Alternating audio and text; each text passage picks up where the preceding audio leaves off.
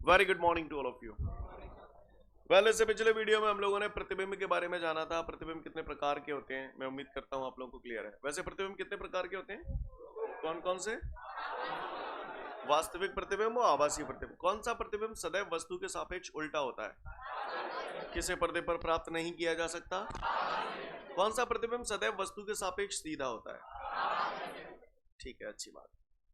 मैंने आपको परावर्तन के नियम पढ़ाए थे, है ना, पिछले वीडियो में, ये उससे पहले बताए थे। तो परावर्तन के नियम में आपने पढ़ा था आपतन कोण सदैव परावर्तन कोण के बराबर होता है।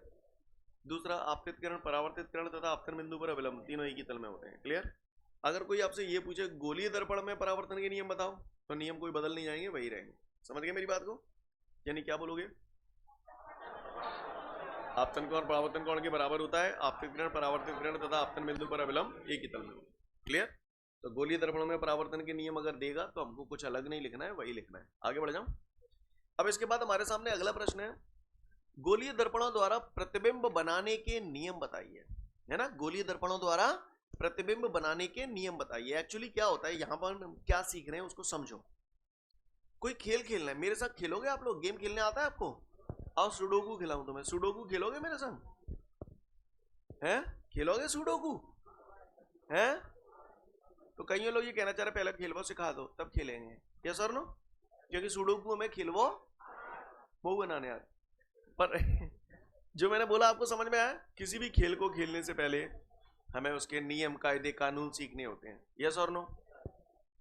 दर्पण के सामने को वस्तु धर दें, अब जाहिर सी बात है वह वस्तु को प्रतिबिंब बनेगा, तो प्रतिबिंब बनाने के लिए हमें कुछ नियम फॉलो करने पड़ते हैं। क्लियर? वो क्या नियम है हमें जानना है। उसका प्रश्न यही है, गोलीय दर्पण द्वारा किसी वस्तु का प्रतिबिंब बनाने के नियम बताइए। तो 3 नियम है। कितने नियम है?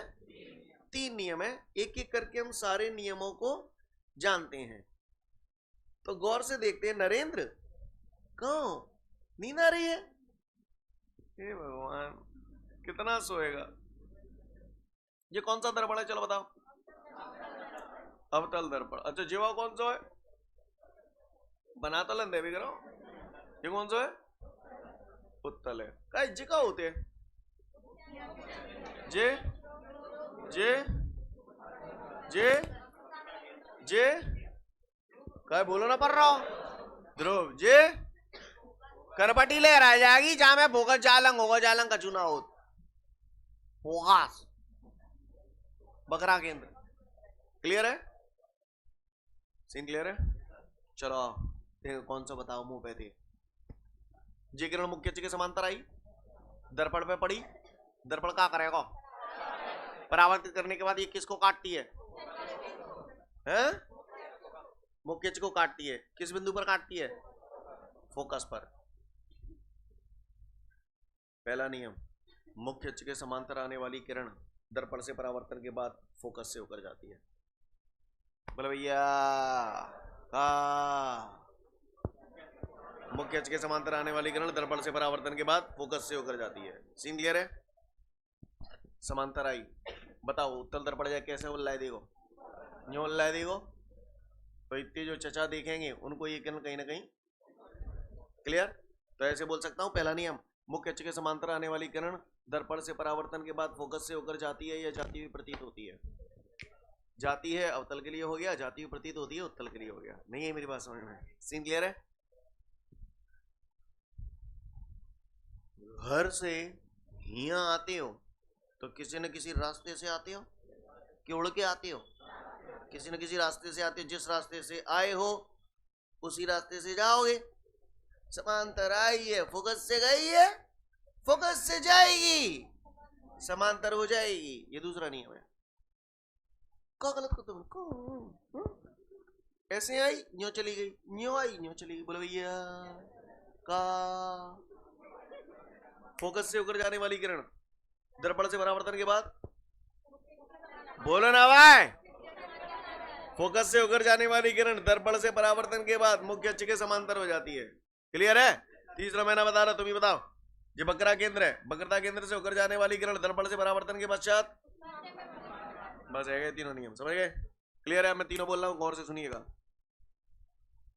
मुख्य अक्ष के समांतर आने वाली किरण दर्पण से परावर्तन के बाद फोकस से होकर जाती है, यह जाती हुई प्रतीत होती है। फोकस से होकर जाने वाली किरण दर्पण से परावर्तन के पश्चात मुख्य अक्ष के समांतर हो जाती है, और वक्रता केंद्र से होकर जाने वाली किरण दर्पण से परावर्तन के पश्चात उसी रास्ते से वापस लौट आती है। क्लियर? पहला, दूसरा, तीसरा, निंजा तौड़ी। क्लियर है? यस और नो? बात समझ में आ रही है सभी को? क्लियर है? ठीक है। किसी ने पूछा दर्पणों से प्रतिबिंब बनाने के नियम बताइए, तो 3 नियम है। जो समांतर आती है वो फोकस से जाती है, फोकस से जाती है वो समांतर हो जाती है, वक्रता केंद्र से जाती है उसी रास्ते से लौट आती है। क्लियर है? 3 नियम है, और इन 3 नियमों में से कोई भी 2 नियम पर्याप्त होते हैं प्रतिबिंब बनाने के लिए। समझ गए? सहूलियत के तौर पे दे, नहीं यही बात समझ में? 50 आदमी को नौता दाव है तो कम से कम रोटी 55 की बना दो कि तुम ज्यादा धमक गए तो जिमा सके। यस और नो? नियम 3 है, पर्याप्त के देंगे? पढ़ लो फटाफट, फिर आगे बढ़ूंगा।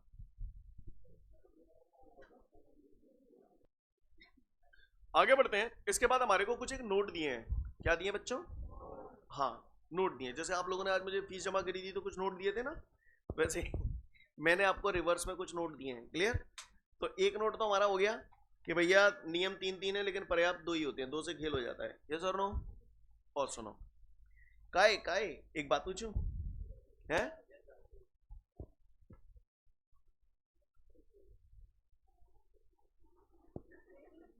पसारी का? पसारी बारे में जानते हो तुम? का बेचते हैं? सामान बेचते हैं का? कचू सामान बेचते हैं, जैसे मिलते का ले लो, चावल ले लो, और समझ रहे हो दुनिया। अब क्या बताऊं, बादाम ले लो, बिस्कुट ले, मतलब समझ रहे ना मेरी बात को? है हाँ, ले जी हाँ, वैसे ही जाने सही वर्ड यूज करो, मिर्च मसाले। क्लियर? नॉन है? यस और नो? सही बोल रहा हूँ ना? भाई पसारी क्यों कहते हैं? हैं? हाँ, सुने, बिल्कुल सही कहा इन्होंने। घर घर तक सामानों को पसार देता है वो, ला ले आओ, ले आओ। यस और नो? लोग पुड़िया बना के अपने घर में ले जाते हैं, यानी उसके पास अच्छा खासा मालटाल कट्टे में भरा रखा है, उसने भरसारी कर रखी है, और उसके बाद वो क्या करता है, लोग देना 5 का, देना 10 का, देना 20 का, तो वो क्या करता है, घर घर तक प्रसार बोलते हैं ना, पसार। घर में कोई चीज पसार नहीं होते तो जाओ छत पे गेहूं पसार आओ, पसार देते नहीं, फैला देते नहीं। अरे फलाना तो पसार क्या सोतू है, पसार क्या सोतू यानी ये। समझ गए ना? क्लियर है? पसारना यानी फैलाना, बगराना। समझ गए मेरी बात को?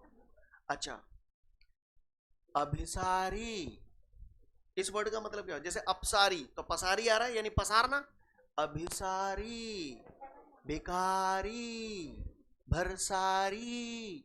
जो भरसारी को काम करते हैं, गली को काम करते हैं, तो क्या करते हैं, सामान नहीं इकट्ठे कर करके अपने पास लेते। अरे बेकारी, जगह जगह देना। तो सब लोगों से पैसा ले लेके अपने पास क्या करता है, इकट्ठा करता है, तो उसको क्या बोलते हैं, भरसारी, भिसारी, बेकारी का। हाँ, समझ गए? क्लियर है? और जो फैलाता है वो, जो इकट्ठा करता है वो है अभिसारी, जो इकट्ठा कर रहा है वो अभिसारी, जो फैला रहा है वो। तो अब आप बताओ, देखिए कौन सा बताओ, वो पे देखिए कौन सा बताओ, कैसे कौन सा दर्पण है, कौन सा दर्पण है? अवतल को प्रकाश की किरण ऐसे आगी तो कैसे जाएगी, एह जाएगी, एह आगी तो कैसे जाएगी, एह जाएगी, एह आगी, एह जाएगी, एह आगी, एह जाएगी। ये सर नो? कौन सा दर्पण है? ऐसे आगी तो कैसे जागी, ऐसे जागी, ऐसे आगी तो कैसे जागी, नीचे जागी, ऐसे आगी, ऐसे जागी, जागी नीचे आगी। कौन सा किरणों को इकट्ठा कर रहा है और कौन सा फैला रहा है? अवतल दर्पण इकट्ठा कर रहा है, इसलिए अवतल दर्पण को अभिसारी दर्पण भी कहते हैं। क्या कहते हैं?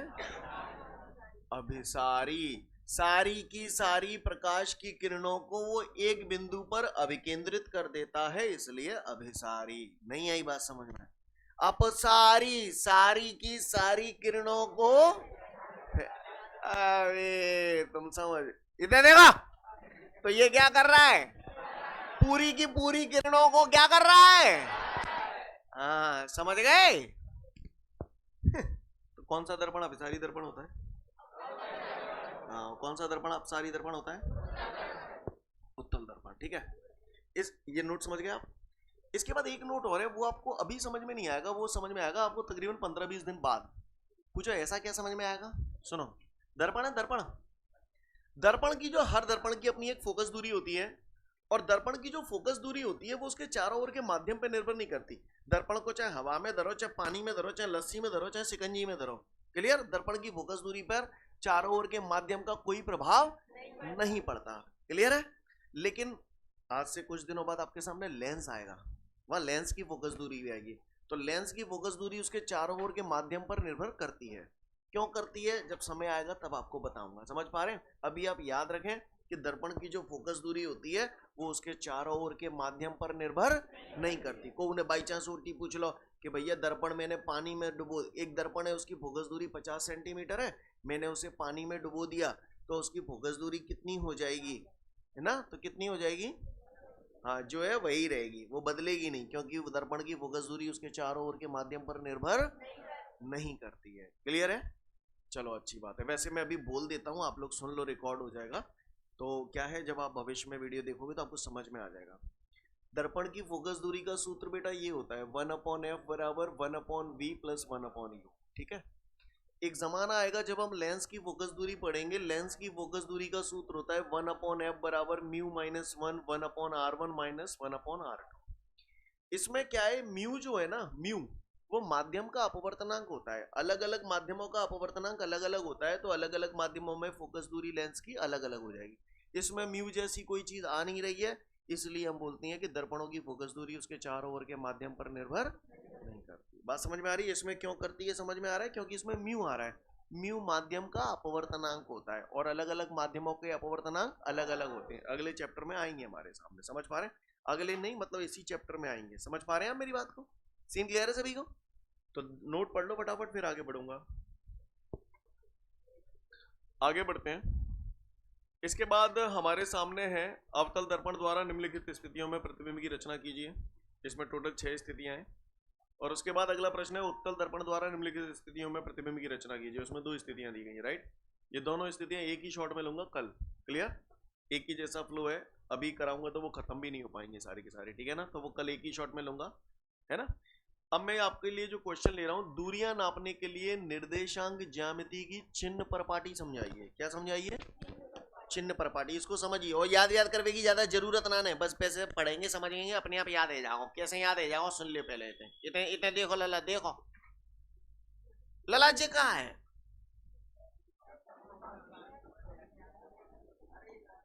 अरे अरे कहा है, ऐसे ना गिल, बताओ जी कहाँ है? सुना है इसको मूल बिंदु बोलते हैं। ये एक्स अक्ष है, ये वाई अक्ष है, इधर देखो ना, तो ये कौन सा एक्स अक्ष है बताओ? बड़े लोग बात कर रहे हैं। हाँ, कौन सा अक्ष है ये? प्लस का। और ये वाला, ये माइनस का है। हाँ, ये प्लस का है, ये प्लस का है। अच्छा, ये प्लस का है, इसीलिए बोल रहा हूं। यहाँ देख लो, धनात्मक एक्स अक्ष, ऋणात्मक एक्स अक्ष, हाँ, ऋणात्मक वाई अक्ष और धनात्मक वाई अक्ष। क्लियर है? पक्का? अच्छा एक बात बताओ, काय +1 +2 +3 ऐसी धत्ते? तुम धत्ते नहीं धत्ते, काय धत्ते नहीं धत्ते है, धत्ते ना? 1 2 3 1 2 3। बोलो भैया, जो बातें समझा रहा हूँ उसे बहुत ध्यान से देखना, जो जिन शब्दों का इस्तेमाल कर रहा हूँ उन्हें ध्यान से सुनिएगा, तो ही आप इसका आंसर फटाफट याद कर पाएंगे, अदरवाइज आपकी वाट लग जाएगी। ठीक है? हाँ हाँ, कई जब 1 को मतलब ये है कि जनते जन्नों की 1 है, जब 2 को मतलब ये है कि जनते जन्नों की 2 है? नहीं है, इसका मतलब ये नहीं है, तो क्या मतलब है जाको? अच्छा, तो आप मतलब आप मुझसे ये कहना चाहते हैं 2 को मतलब जनते जन्नों की 2 है, जे 2 है? अच्छा, और तो कहे 3 जाको मतलब जनते होगी, ऐसा कहे जे 2 है तो जे जनते होगी, जे माइनस 3 है तो जे जनते होगी। तो समस्त दूरियां कहां से नापी जा रही हैं? समझ गए? तमी जाती है थे समस्त दूरियां कहां से नापी जा रही हैं? हाँ, इस अक्ष के लंबवत ऊपर की ओर नापी गई दूरियां कैसी हैं? नीचे की ओर नापी गई दूरियां, हाँ सही कही। आइए, ये क्या है? अवतल दर्पण को झुकाए, ध्रुव को एक प्रकार का मूल बिंदु बोल सकता हूं। बोलो भैया, समझ गए? इतने चित्र बनाए मैंने दर्पणों में, इतने दिन से चित्र बना रहा हूं। प्रकाश की किरण कैसे डाल रहा हूं? ऐसे डाल रहा हूं, ये ऐसे डाल रहा हूं, ऐसे डाल रहा हूं। पहला नियम, प्रकाश की किरणें सदैव बाईं से दाईं ओर आपतित करनी चाहिए। समझ गए? प्रकाश की किरणें सदैव बाईं से दाईं ओर आपतित करनी चाहिए, ये नियम है। ऐसा नहीं है कि ऐसे किरण नहीं डाल सकते, पर नहीं, हम एक सिस्टम कॉपी पे लिखते हो, हमेशा ऐसे ही लिखते हो। ऐसे लिखना सकत का लिख तो सकते हैं, लेकिन बचपन से जो प्रथा चली आ रही है उसी को हम फॉलो करते हैं। कहानी समझ में आ रही है? तो पहली प्रथा क्या है? प्रकाश की किरणें सदैव बाईं से दाईं ओर आपतित होनी चाहिए। ठीक है? आपतित किरण की दिशा में नापी गई दूरियां धनात्मक, आपतित किरण के विपरीत दिशा में नापी गई दूरियां ऋणात्मक होती हैं। मुख्य अक्ष के लंबवत ऊपर की ओर नापी गई दूरियां धनात्मक, मुख्य अक्ष के लंबवत नीचे की ओर नापी गई दूरियां ऋणात्मक। जो बोल रहा हूं समझ में आ रहा है? ये ध्रुव था, ये फोकस था, तो ध्रुव से फोकस तक की दूरी को फोकस दूरी कहते थे। ये वक्रता केंद्र था, ध्रुव से वक्रता केंद्र की दूरी को वक्रता त्रिज्या कहते थे। तो समस्त दूरियां कहां से नापी जाती हैं? मूल बिंदु जैसा कुछ नहीं है, वो तो उदाहरण था एक समझाने के लिए। ध्रुव से नापी जाती है समस्त दूरियां दर्पण के है चिन्ह पर पाटी। समझ गए? समझ गए? कुछ मैं कह दूंगा, कुछ आप कह देना और सिलसिला बन जाएगा। ठीक है? समस्त दूरियां दर्पण के ध्रुव से नापी जाती हैं। आपतित किरण की दिशा में नापी गई दूरियां धनात्मक होती है, एवं हाँ, आपतित किरण के विपरीत दिशा में नापी गई दूरियां ऋणात्मक होती है। मुख्य अक्ष के लंबवत ऊपर की ओर नापी गई दूरियां धनात्मक और मुख्य अक्ष के लंबवत नीचे की ओर नापी गई दूरियां ऋणात्मक होती है। जो बोल रहा हूं समझ में आ रहा है? प्रकाश की किरणें सदैव बाईं से दाईं ओर आपतित की जानी चाहिए। क्लियर है?